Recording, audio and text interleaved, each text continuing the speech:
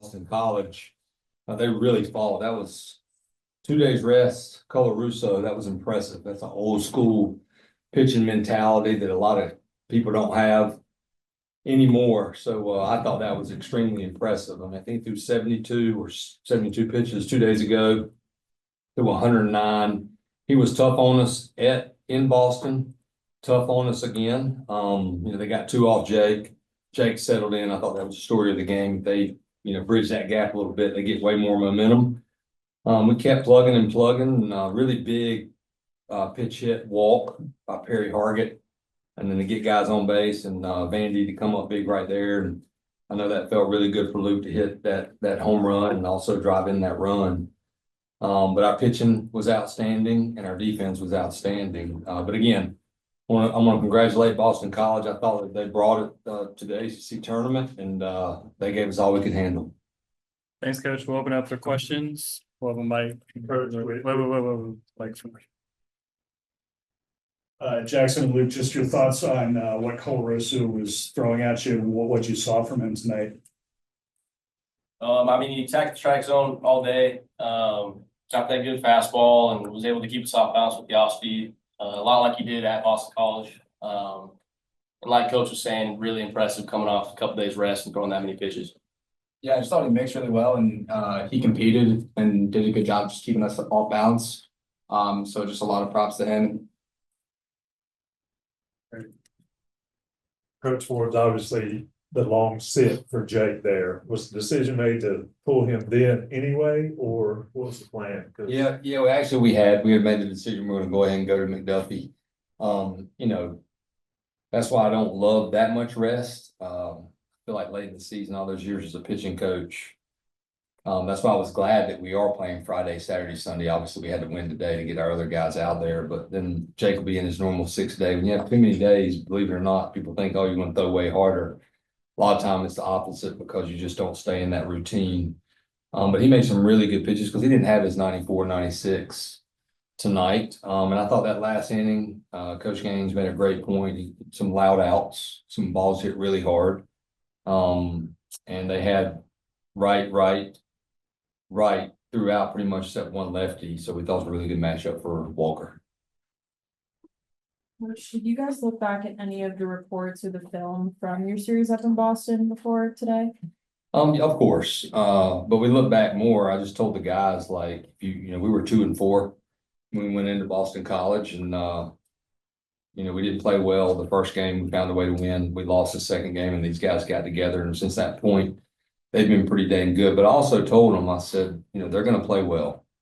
We're going to have our hands full. When a team is getting hot and they know they have to win the tournament, that they're going to leave everything they have on the field. So, of course, we looked at it. But as soon as I saw that he was going to be starting, that old school mentality in my mind, I thought, okay, he's going to pitch well. Those kids that want the ball like that, they're going to find a way to give their team a chance to win. Jackson, can you talk about the at-bat with 7? You guys couldn't get anything going and finally you get the ball down the line to tie the game. Obviously big at bats, walk to start that inning. And then I was able to just kind of get a 2-strike pitch over the plate that I was able to get my hands to. Not a super comfortable at bat. I'm sure it looked that way, but just like I said, got one over the plate and was able to get the barrel to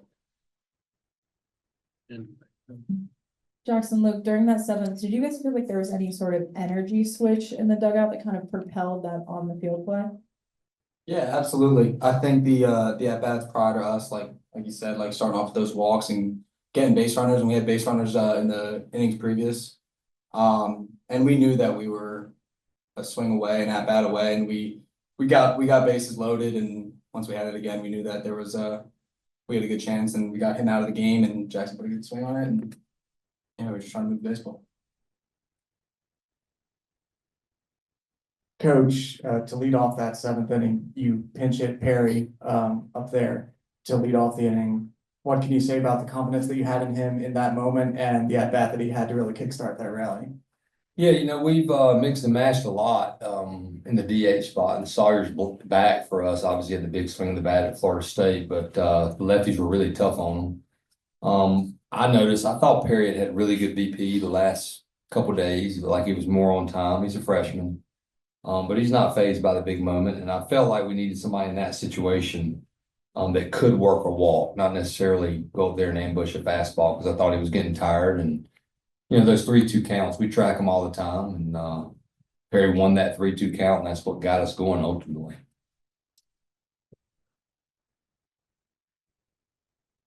Coach, in the past, you've also mentioned that, when your team's down, you're not always the one that's the most vocal to kind of get your team going. Was there somebody in the dugout that kind of got the team going, that got that energy shift for you guys in the seventh? Or is it also kind of just the standard and guys putting their head down?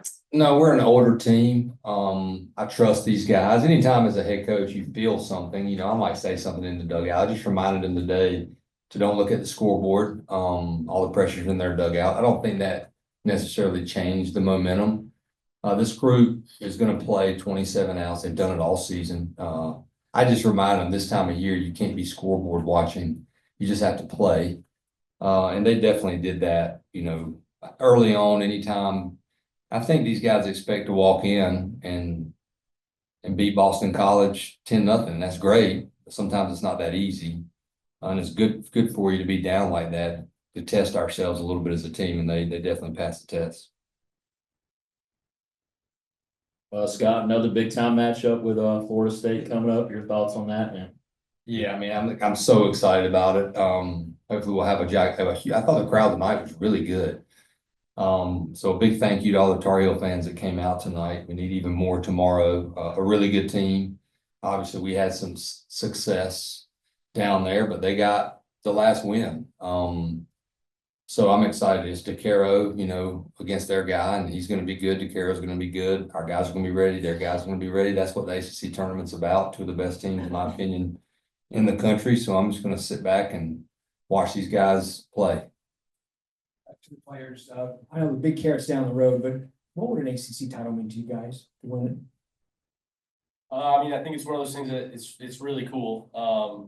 We wanted to get the regular season. We're pretty much a game away from doing that. And this is an opportunity to go out and prove that we are the best team in the conference, which we feel that way. Not just the conference, but the country. So it would just be really cool for sure. Yeah, likewise. I think it'd be a great accomplishment, and that's something that we've always wanted to do. Like I said, we were game short from winning the regular season. So I think if we can just continue on to this weekend and keep playing good ball, then I think it'll be an achievable goal. Scott, I know Walker went 2 innings tonight, but he didn't throw a whole ton of pitches. Do you project him being available tomorrow? Yes. We're using the approach in this, like every game is an elimination game, interregional. That's what I told the guys, like Monday against LSU. I'm not announcing a starter for Sunday until after tomorrow's game, because that's the way this tournament is. We'll see. I trust our players. We've managed Walker really, really well. I have a feeling that he's gonna feel good. So he'll be most likely available to close the game if we need him. Luke, at the end, of course, you hit the home run, but there's a huge shift on you. Seeing that shift on the field, does that change your mindset when you go up to the plate, or are you just looking to hit the ball? No, not necessarily. I mean, I get shifted pretty often, a lot of times. And I was just talking to Coach Weirs, Coach Forbes, just about my approach for that at bat, and staying through the middle of the field and getting my pitch and doing all that I can with each pitch I get, and just competing every pitch. And just moving on from the pitch previous and just being present in that one pitch. Luke, Jackson had the hit to spark everything in the seventh. I feel like that's just normal with his play all season. How have you seen him just evolve and really fit in well in that 2-hole to bring energy to that whole lineup? They're asking you. Oh, could you repeat the question? Sorry. Question is, Jackson with that big hit to spark it all in the seventh. It seems like he's basically done that all year. How have you just seen his play fit in that 2-hole, energize this lineup, and just fulfill that C on his chest all season? Oh yeah, it's awesome. And then, like you said, that's what he's done all year. And it's nice being on deck and watching him succeed and being able to hit with runners on bases. He's picked me up a lot of times, and like today again, that started. And I'm happy for him. He's worked his tail off all year, and he deserves to be in the big moments and get the big hits, because he's been there for me when I had success, and he was there when I didn't. So I'm really happy for him, and and the success that he's had, he's gonna continue to do so. Go last question. For the players, how were y'all able to kind of maintain like sort of endurance and like attitude even after those first scoreless 6 innings? Yeah, I mean, I think that a lot of time in those kind of games, it's just a matter of time, and that's the feeling in the dugout. It's not like we're gonna start pressing or getting negative or anything like that. It's just gonna keep going, gonna keep getting guys on base, and it's just a matter of time until somebody gets a big hit. Yeah, Coach Ford stresses the process, and like you said, we play 27 outs. And you know, sometimes you're gonna face some in-game adversity and not get the results you want. And like you said, we don't want to play the scoreboard. You know, every inning we want to get runners on base and keep inching away, and we'll find success. All right, thanks, guys. Thank y'all. Fireworks over. Good one. Yeah, we just dropped it. Oh, that was good. It's our quit. It's our quit. No, we lost.